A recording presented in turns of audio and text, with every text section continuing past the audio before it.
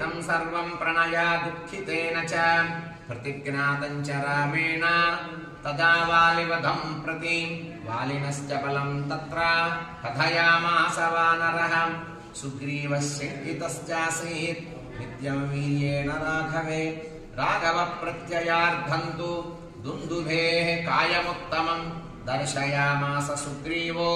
महापर्वतसन्निभम् उत्स्मयित्वा महाबाहुः प्रेक्ष्य चास्ति महाबलः पादाङ्गुष्ठेन चिक्षेप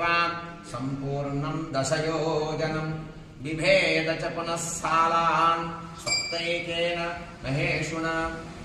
गिरिं रसातलं चैव धनजन् प्रत्यजन् तदा ततः प्रीतमनास्तेन विश्वस्तस्य महाकपिः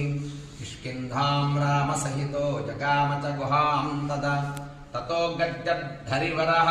सुग्रीवो हेमपिङ्गळः